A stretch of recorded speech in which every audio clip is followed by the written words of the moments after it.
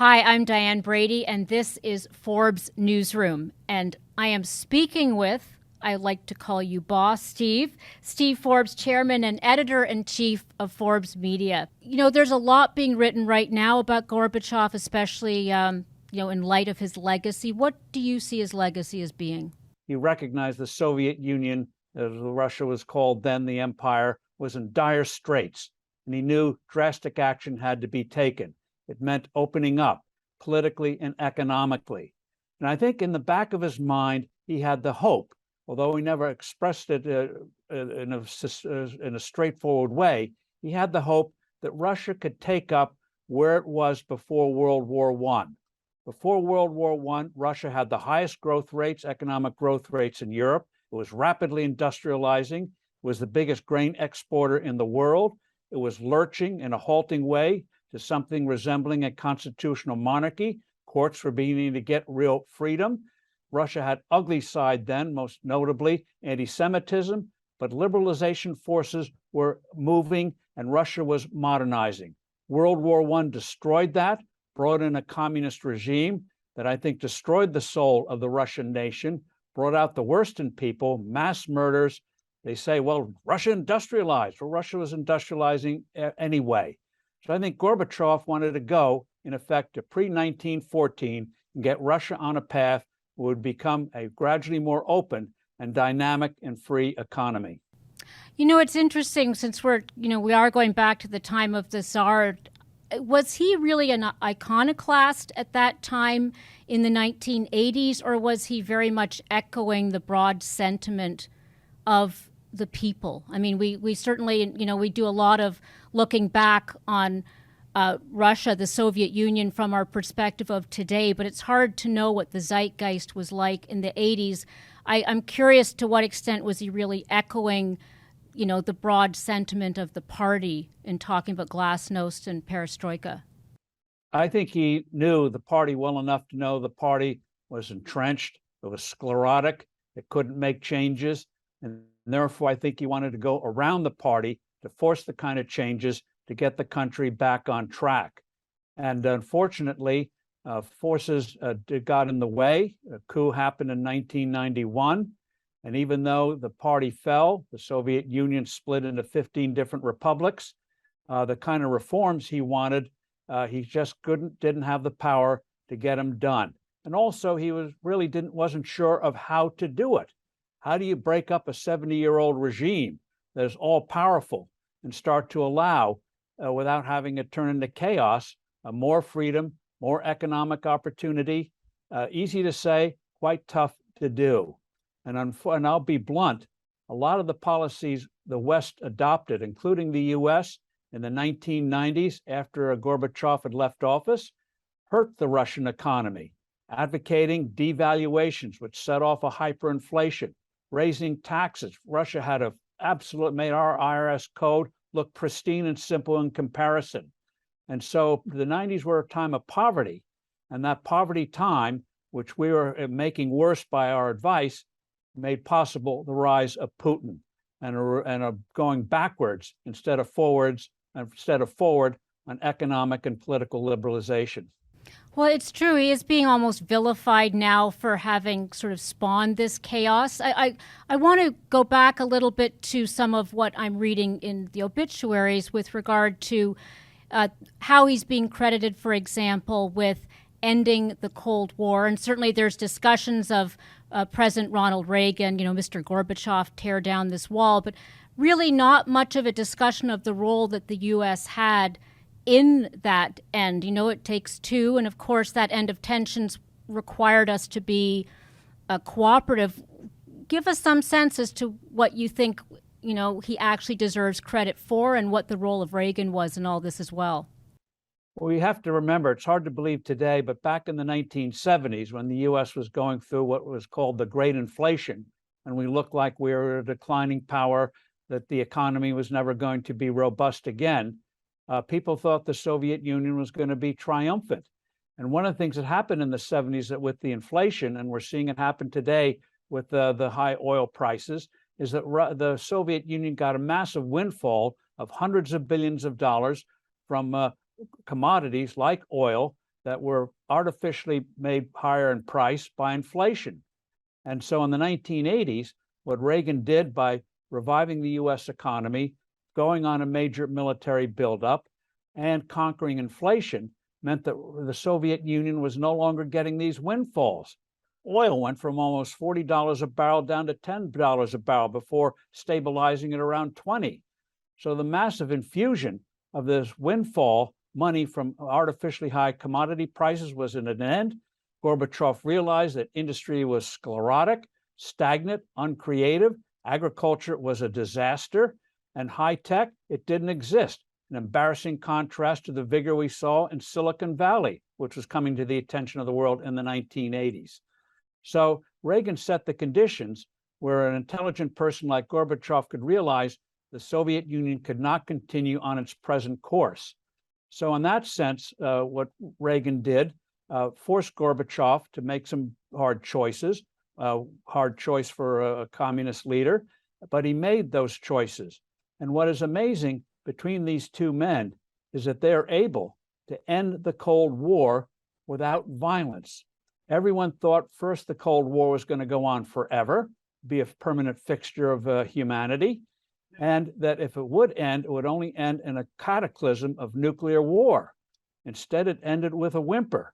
Gorbachev refused to use force to crush rising people rising up in Hungary and East Germany and elsewhere. In times past, the Soviet regime would have just mowed them down by the thousands. Gorbachev wouldn't do that. So he made a way in which Eastern and Central Europe could achieve real independence. Germany could be peacefully reunited. And inside of Russia, you could have constituent nations break off and pursue their own destiny. Remember, even after the breakup of the Soviet Union, what they call the Russian Federation was still huge in a landmass, had about 170 million people. And if the proper things had been done, there was no reason why Russia couldn't become a major economic power instead of a poor power today that is relying on military might and guile to exercise power around the world. So again, I think Gorbachev had the vision of having Russia go back to where it was in 1914 on a peaceful path to becoming a peaceful, prosperous, and more open society. You know, when we think about that period, that through line from the early 90s to what's happening today with, certainly the Ukraine invasion and Putin, the restructuring, his definition, Gorbachev's definition of restructuring was perhaps different than what we might have defined it as in the U.S. Do you think? I mean, I think that that clearly was one of the pain points people look at as to when Russia collapsed. He's blamed for it in many ways. Well, in terms of restructuring, the question is, how do you restructure an economy whose plant and equipment is outdated, that has a bureaucracy dedicated to defending their PowerPoints, their fiefdoms? How do you do it? And unfortunately, the advice that Gorbachev and most importantly, Boris Yeltsin, who succeeded Gorbachev in 1991 as the leader of Russia, really didn't know how to do it. How do you make possible the rise of an entrepreneurial class? What they should have done was what the Baltic states did. Lithuania, Latvia, Estonia had been part of the Soviet Union. They were conquered in 1939. They had been independent nations. They broke away, and they first suffered hyperinflation, but then they put in stable currencies, tying their currencies to the then German mark. And they also enacted the flat tax, drastically reducing tax rates, removing obstacles to entrepreneurs. And those countries, after a rough start, prospered. Russia never made those kinds of changes. If Russia had done what the Baltic states did, I think the story would have been very, very different, and you never would have had the conditions that enabled the rise of Vladimir Putin. Fewer oligarchs, more entrepreneurs. And that's a part of the problem. They knew they wanted to privatize a part of the economy, but at the same time, if you're going to privatize, you also want to create conditions where entrepreneurs can set up new companies. So if these state-owned behemoths, these giants that are utterly inefficient, couldn't cut it, couldn't make changes, you would have had plenty of others creating facilities, attracting foreign investment, and recreating an economy. Instead, these oligarchs came in, they got assets at fire sale prices, which fed a sense of gross unfairness in a country that was going through a very savage period of poverty, and just fueled, made people feel, yeah, communism was not great, but by golly, what we see now is perhaps even worse.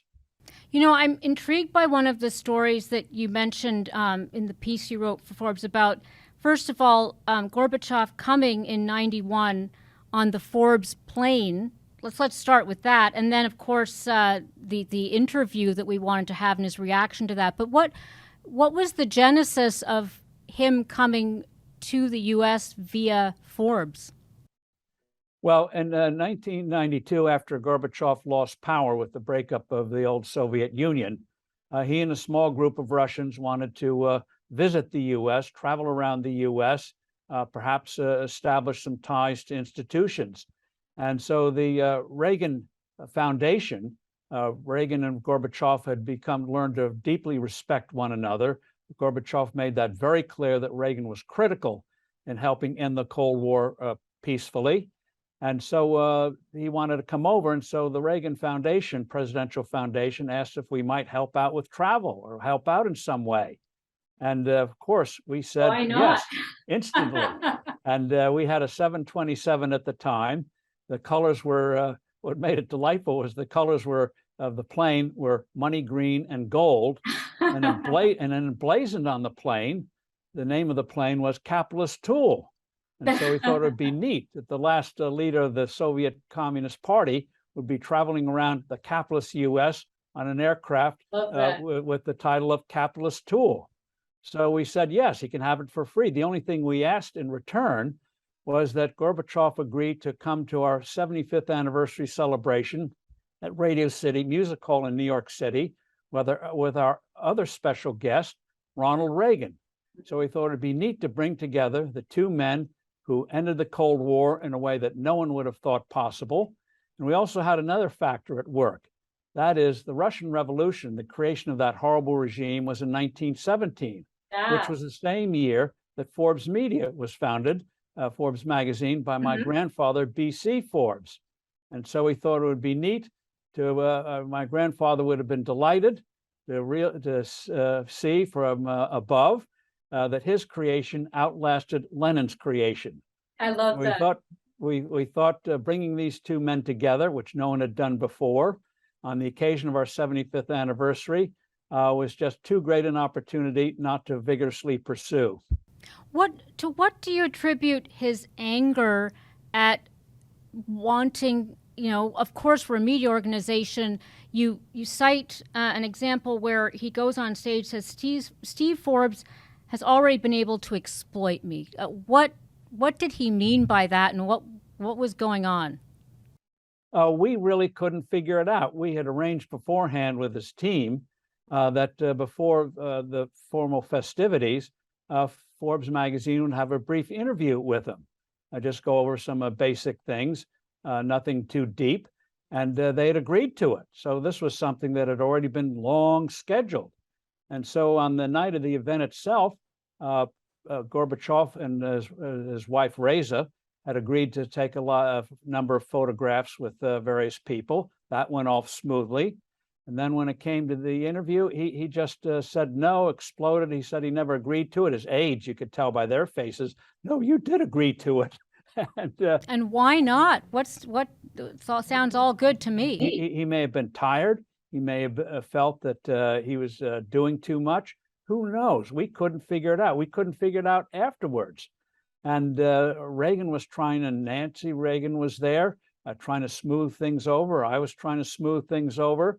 And Gorbachev and his aides were sort of timorously on the side, not knowing how to handle their boss in this mood. And so we thought for a moment this whole thing was going to come crashing down for reasons we couldn't really understand. And unfortunately, his wife Reza was egging him on. We couldn't understand the Russian, but we could tell from the body language and the tenor of the words that she was firmly on his side and wanted him to scuttle the thing. Well, fortunately, he calmed down, and the show went on. And as we mentioned in the piece, Reagan gave the first round of remarks, and he was humorous, he was funny, made some great observations, but laced it with some good humor. So when Gorbachev came on, when he said, "Oh, Steve Forbes is trying to exploit me," people in the audience thought he was trying to be humorous. And so instead of scowling, they laughed. I think he was really flummoxed by that. Why they laughed? These strange Americans and their culture. Well, you did see him again over. Did you have a chance to see him evolve? I mean, all these situations, there's a certain elder statesman and to some extent revisionist history and how people look back on their own, time in office. What did you see with Gorbachev in subsequent meetings?